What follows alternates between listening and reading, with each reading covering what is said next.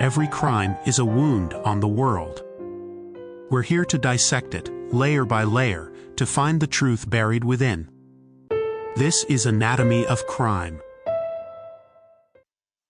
The sound of London in 1942 was a symphony of destruction. It was the mournful, rising and falling wail of the air raid siren, a sound that burrowed deep into the city's soul. It was the distant guttural drone of Junkers and Heinkel bombers, a sound that promised fire from the heavens. And it was the percussive, earth-shaking crump of high explosives, a sound that could erase a street, a home, a life, in a single, deafening instant. This was the Blitz, a nightly lottery of survival, where the enemy was a faceless force miles above in the cold night sky. Londoners learned to live with this fear. They adapted. They found a grim routine in the chaos, a sense of shared purpose in the face of a common external foe. But in the frozen heart of February, another sound began to weave itself into this violent orchestra. It was quieter, more intimate. It was the sound of a footstep in a darkened alleyway, the whisper of a door closing in a cheap boarding house, the final strangled gasp of a life being taken not by a bomb from above, but by a monster from within. As London's citizens stared at the sky, a new predator began to stalk their streets, a killer who understood that the city's greatest defense was also his greatest weapon. This was the blackout, a mandatory citywide darkness designed to hide London from the eyes of the Luftwaffe. It shrouded landmarks, swallowed streets, and turned familiar neighborhoods into treacherous, inky labyrinths. And in this oppressive, artificial night, a man who would become known as the Blackout Ripper found his perfect hunting ground. Today, on Anatomy of Crime, we dissect the anatomy of a wartime predator. We will explore how the unique, terrifying conditions of the London Blitz, the suffocating darkness, the societal chaos, and the constant, ambient threat of death created an unparalleled opportunity for a killer to operate with near invisibility. We will examine the life of the man behind the terror, an airman who wore the uniform of a hero while committing acts of unspeakable depravity, and we will trace the steps of the brilliant, beleaguered investigators who, under the shadow of falling bombs, had to hunt a phantom in a city that had gone completely dark. To understand the predator, we must first understand the world that shaped him. Gordon Frederick Cummins was born on September 18, 1914 in New Tredegar, Wales.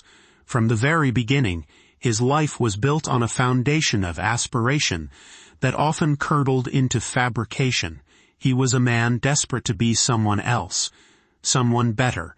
He would later claim to be the illegitimate son of a lord, a sliver of imagined nobility that he clung to as proof of his inherent superiority.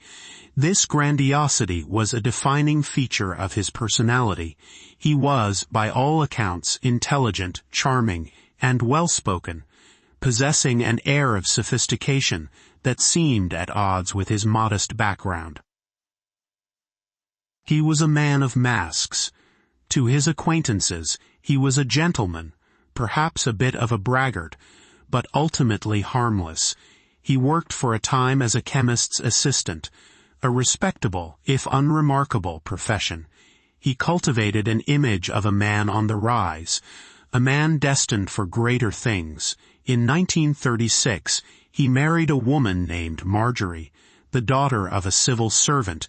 It was a marriage that seemed to represent another step up the social ladder.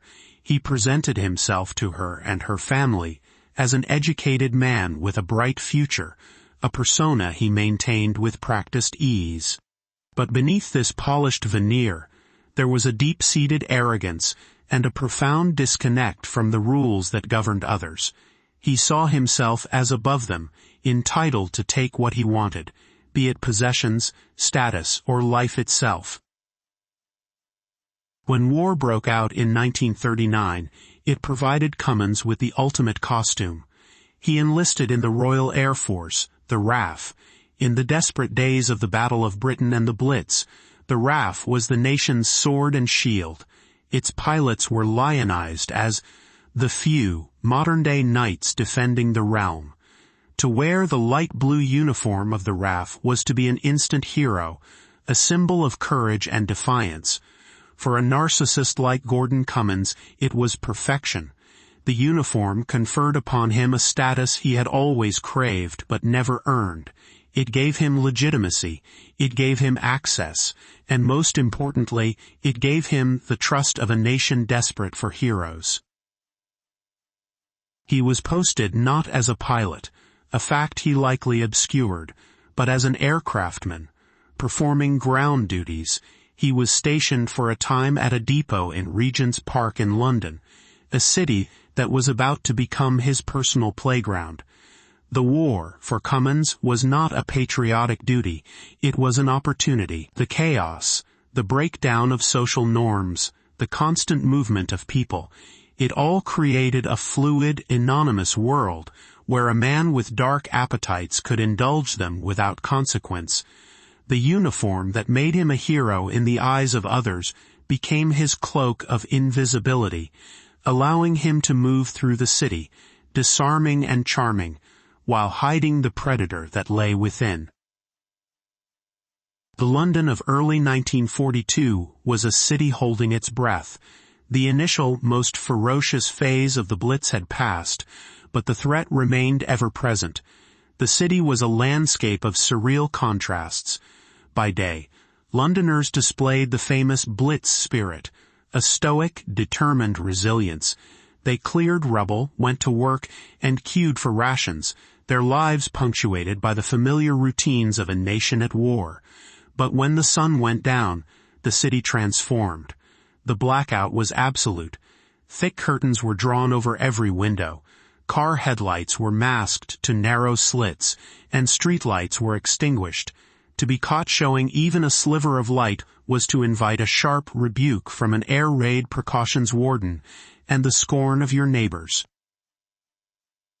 The darkness was a physical presence. It was disorienting, even for those who had lived in London their entire lives. It swallowed sound, distorted distance, and turned a simple walk home into a journey fraught with peril. People navigated by memory, by the feel of the curb beneath their feet, by the faint, ghostly light of the moon if they were lucky. This impenetrable gloom, designed to save lives from aerial bombardment, inadvertently created the perfect conditions for a different kind of violence to flourish on the ground. The social fabric of the city was also stretched to its limit. London was flooded with transients. Soldiers, sailors, and airmen from across the Commonwealth and allied nations were on leave, seeking fleeting moments of pleasure before returning to the front. Women had taken on new roles, working in factories and civil defense, gaining an unprecedented level of independence. This created a charged, ephemeral social scene. Pubs and dance halls were packed, fueled by a live for today, for tomorrow we may die mentality. Relationships were forged and forgotten in a matter of hours. In this environment, a charming man in a handsome RAF uniform, like Gordon Cummins, would have had little trouble finding companionship. He could exploit the loneliness and anxiety of the moment, offering a brief escape, a moment of normalcy in a world gone mad. He was a wolf wearing the flock's most trusted colors, moving through a field cloaked in an endless night. It was in this city of shadows and secrets that his violent spree began. The first hint of the storm to come occurred on Sunday, February 8, 1942. A young woman named Evelyn Hamilton, a 40-year-old pharmacist, was making her way home. She had just left a pub in the Marylebone district. As she walked through the darkened streets, a man in an RAF uniform approached her. He was polite, well-spoken, and offered to walk with her.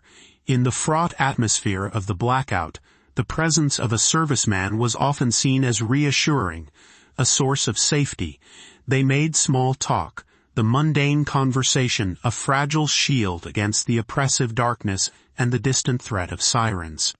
They arrived at an air raid shelter in a quiet side street, Montague Place.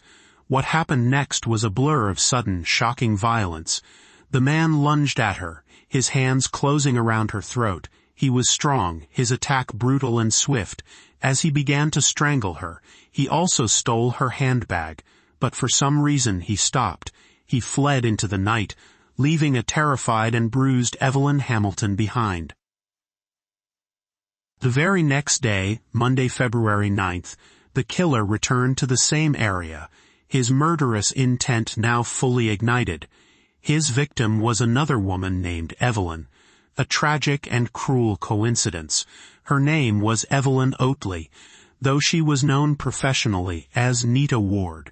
She was 35 years old, a former chorus girl and actress who had fallen on hard times and was now working as a prostitute out of her flat at 153 Wardour Street in Soho. She was last seen alive leaving a nightclub in the company of a client, a man described as being in his late 20s, with a Scottish or Northern accent, wearing an RAF uniform. The following morning, a friend grew concerned when Evelyn failed to answer her door. The police were called, and upon forcing entry, they discovered a scene of unimaginable horror. Evelyn Oatley was dead, lying naked on her bed. She had been strangled with a silk stocking. But the killer's rage had not ended with her death. Her body had been subjected to a frenzy of post-mortem mutilation. The weapon, it would later be determined, was a can opener. The brutality was shocking, even to the hardened detectives of Scotland Yard. It spoke of a deep, pathological rage, a desire not just to kill, but to degrade and destroy. The press, seizing on the gruesome nature of the injuries and the location in the heart of London, immediately drew parallels to the infamous Jack the Ripper. A new moniker was born, the Blackout Ripper. The city, already on a knife's edge from the war, was gripped by a new and terrifying fear. The enemy was no longer just in the sky. He was walking the streets, wearing the uniform of a friend. The very next day, Tuesday, February 10th, the Ripper struck again.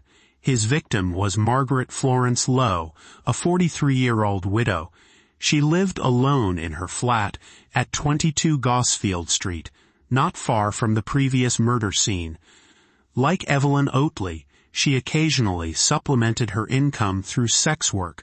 She was described as a lively, good-natured woman. Her body was discovered by a friend who had a key to the apartment.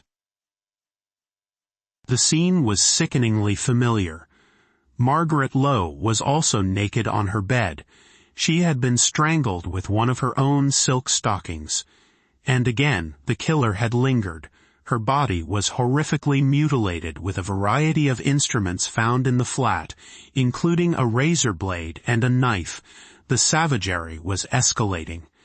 The killer was becoming bolder, more frenzied. He was on a spree, a blitz of his own, moving through the city with terrifying speed and confidence. He had now killed 2 women in 2 days, in the same small area of London, using the same horrific methods. Scotland Yard was now facing a full-blown crisis. A serial killer was on the loose in the capital during the height of the war. The investigation was immediately placed under the command of 2 of the most brilliant minds at the Yard.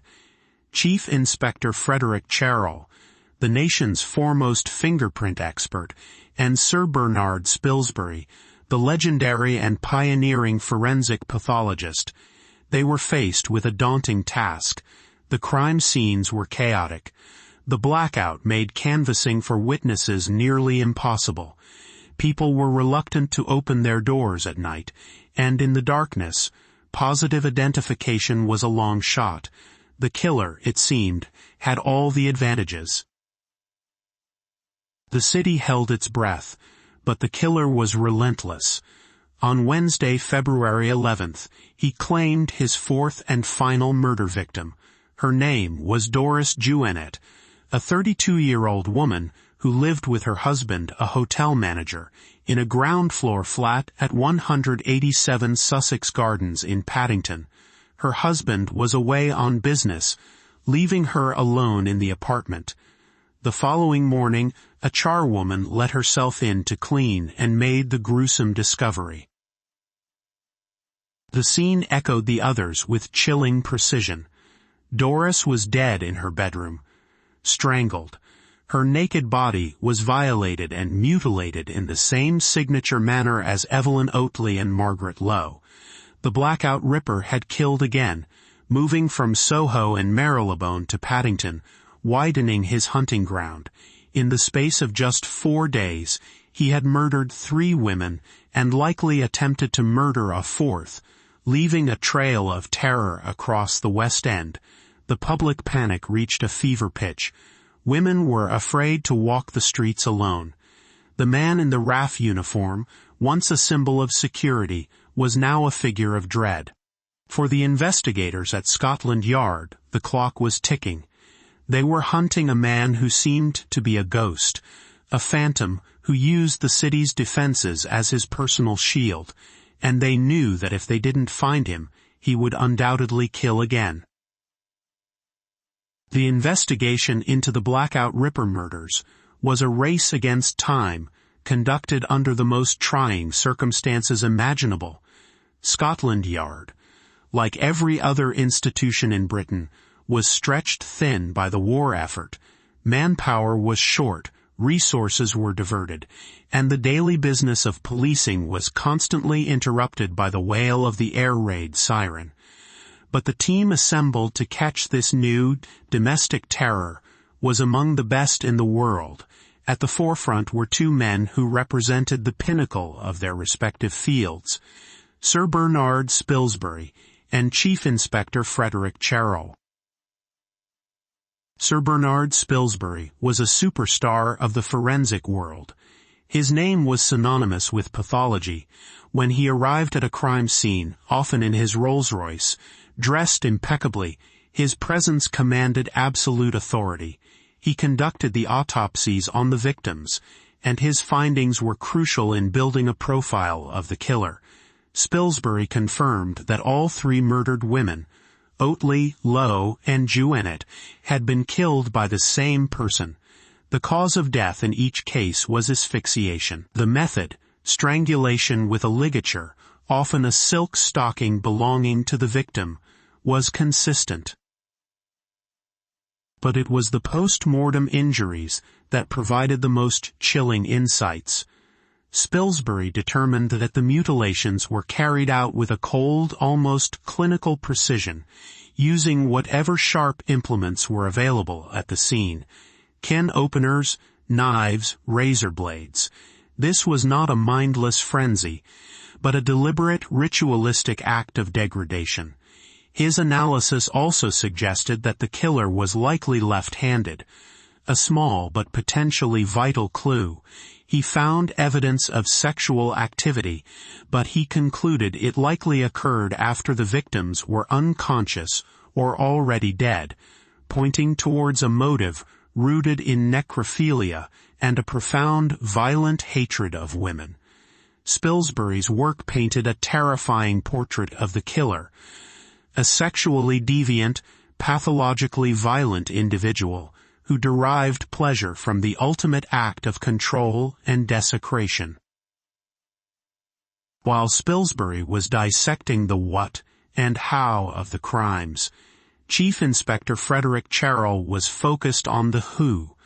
Charroll was the head of Scotland Yard's Fingerprint Bureau, a man who had elevated the science of dactyloscopy to an art form. He believed, with an almost religious fervor, that fingerprints were the infallible signature of the individual, a signature that a criminal would always, eventually leave behind.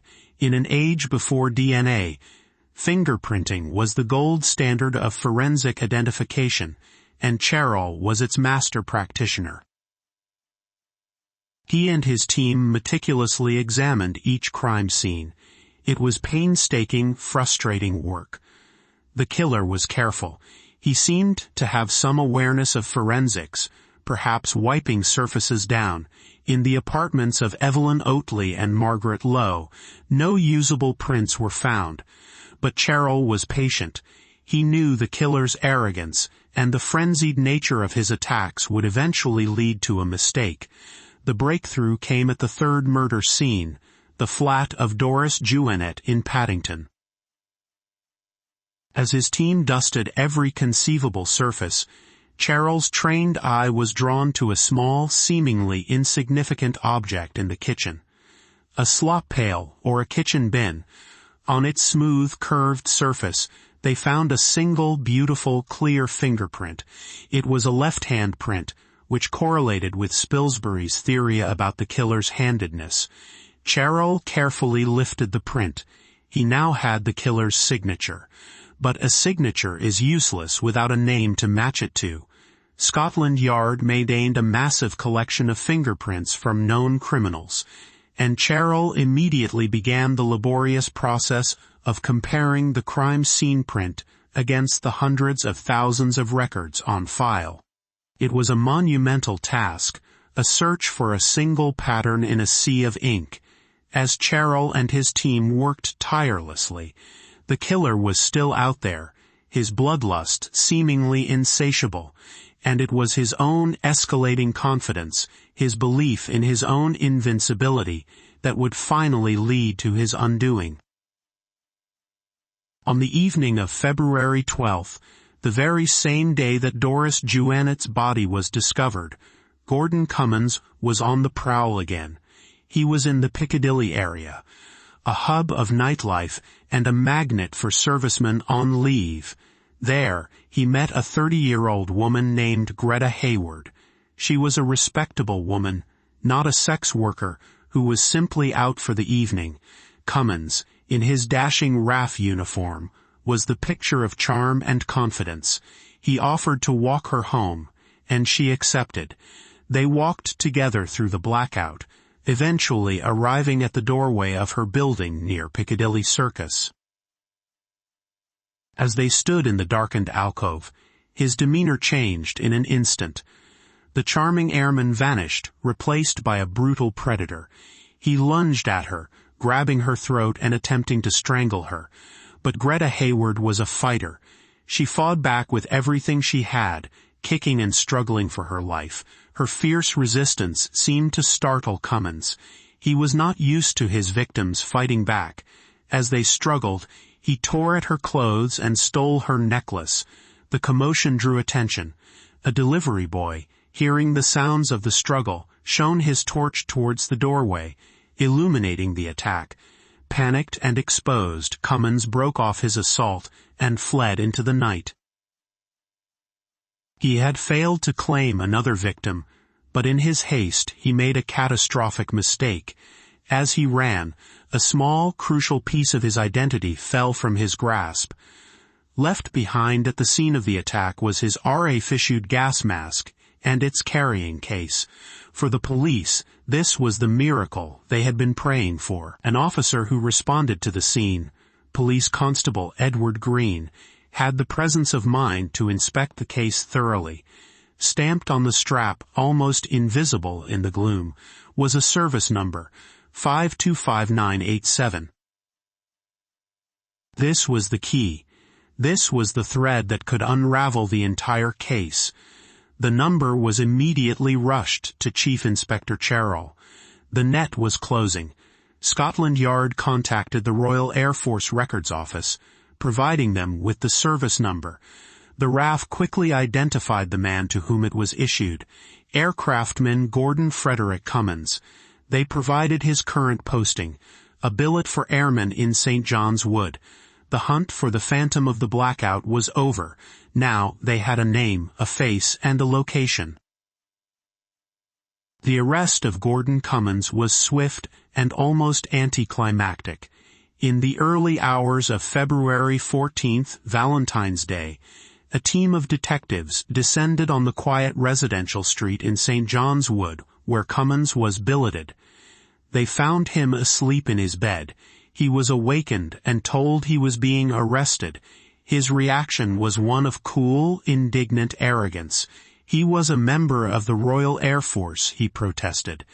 This was all a terrible mistake. He seemed utterly confident, convinced that he could talk his way out of this inconvenience. He had no idea of the mountain of evidence that was about to bury him. As Cummins was taken into custody, detectives searched his belongings. What they found was a treasure trove of incriminating evidence. They discovered items that had belonged to his victims. A cigarette case from Doris Juanet, items from Margaret Lowe's handbag. He even had Greta Hayward's stolen necklace. It was a direct physical link to each of his crimes. His protestations of innocence now rang hollow. He was taken to Scotland Yard for questioning, where he continued to maintain his composure, offering up a series of increasingly implausible lies to explain how he came to possess the stolen items. He claimed he had found them, that he had won them in a game, that someone must have planted them. But the final, irrefutable piece of the puzzle was about to be put in place by Frederick Cherrell. At the station, Cummins's fingerprints were taken as a matter of standard procedure. Cherrell, with the suspect's fresh ink prints in one hand and the photograph of the print lifted from the slop pail at Doris Juanet's flat in the other, made the comparison. It was a perfect match. The whorls and ridges aligned flawlessly. It was the killer's signature, and now it had a name. When confronted with the fingerprint evidence, Cummins was reportedly shaken for the first time. His mask of arrogant detachment finally slipped. He knew, in that moment, that the game was over.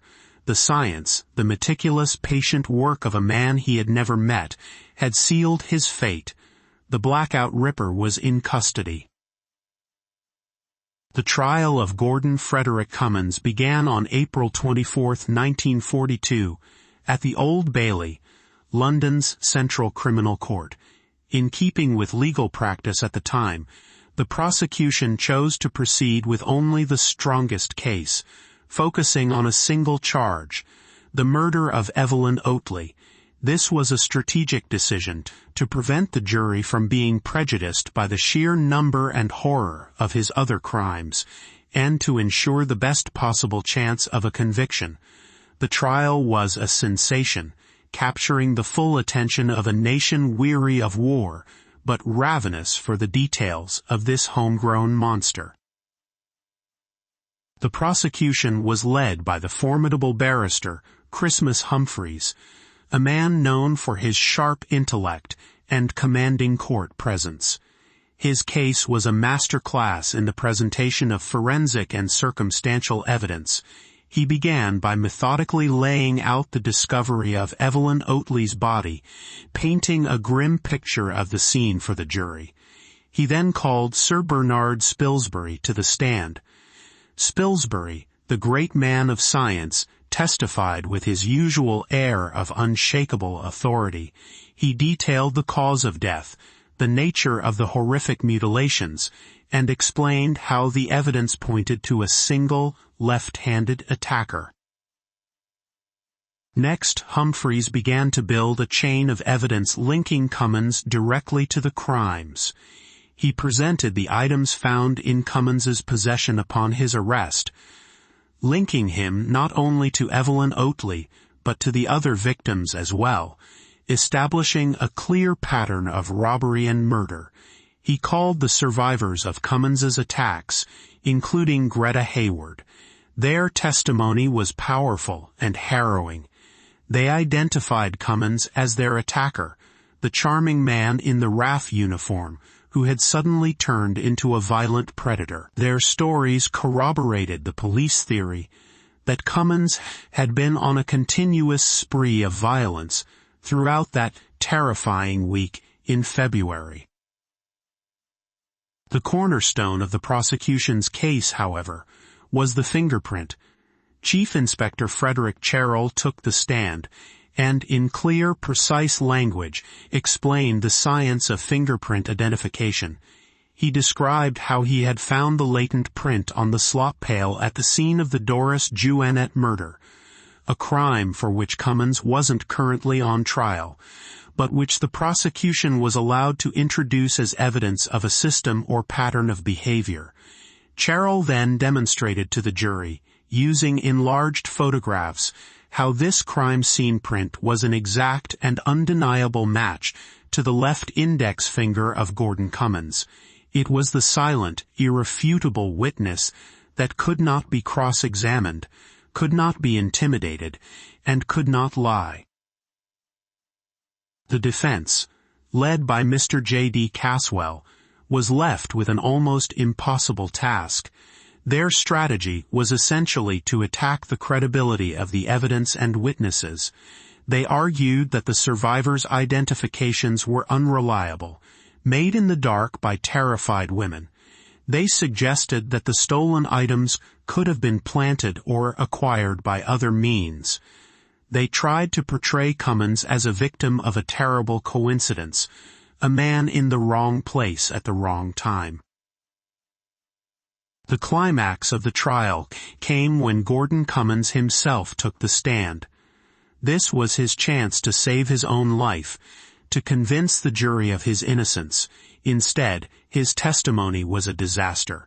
He was the picture of arrogance. He projected an air of condescending superiority, treating the prosecutor's questions with disdain. His explanations for the evidence against him were convoluted and unbelievable. He claimed to have found the gas mask with his service number on it.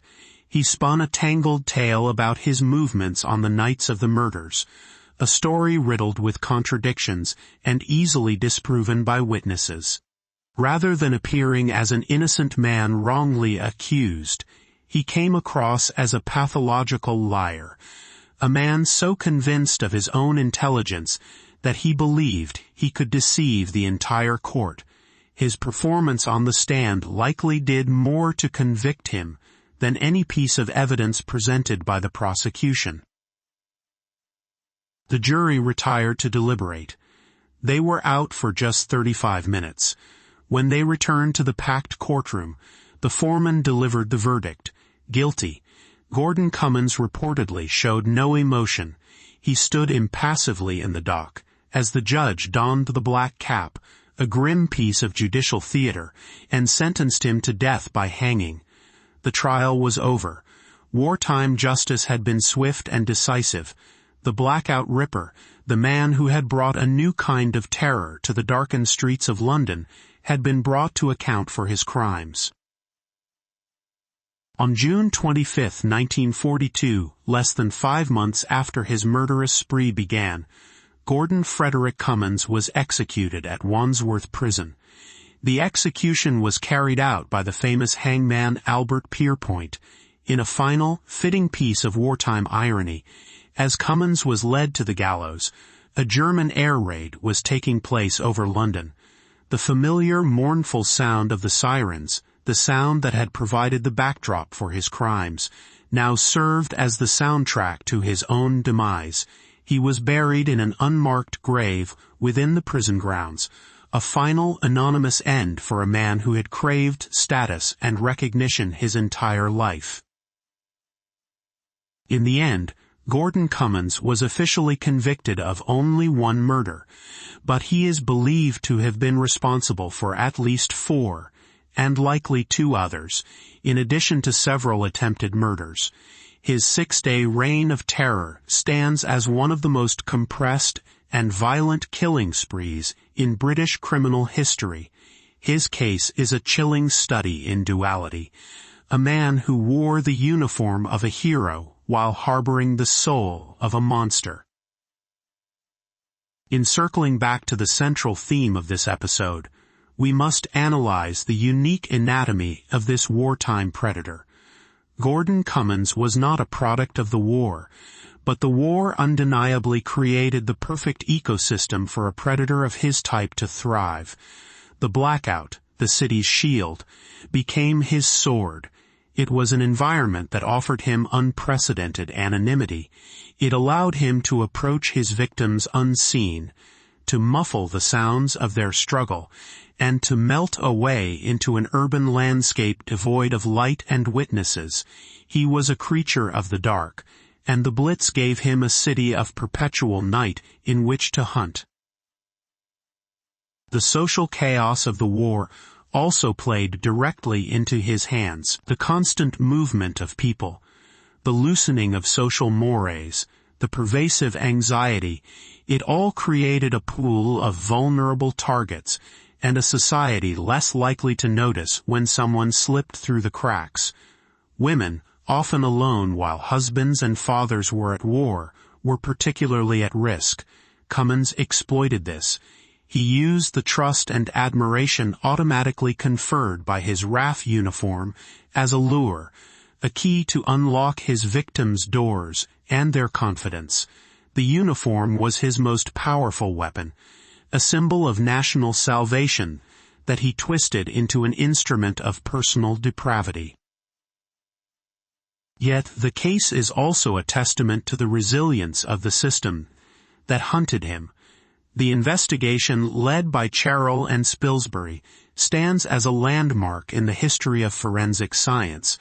At a time when the nation's resources were stretched to the breaking point, they conducted a brilliant and methodical investigation. They refused to be overwhelmed by the chaos of the war or the horror of the crimes.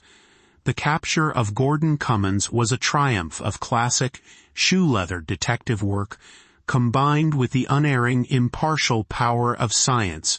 Frederick Charroll's discovery of that single fingerprint was the pivot upon which the entire case turned. It proved that even in total darkness, a man cannot escape his own identity. The story of the Blackout Ripper serves as a stark reminder that even when a nation is united against a vast, external enemy, the most immediate dangers can come from within. The greatest horrors are not always the ones that fall from the sky, but the ones that walk silently beside us, hidden not by malice alone, but by the very darkness we create for our own protection. This has been Anatomy of Crime, where the truth is never simple, but always worth seeking.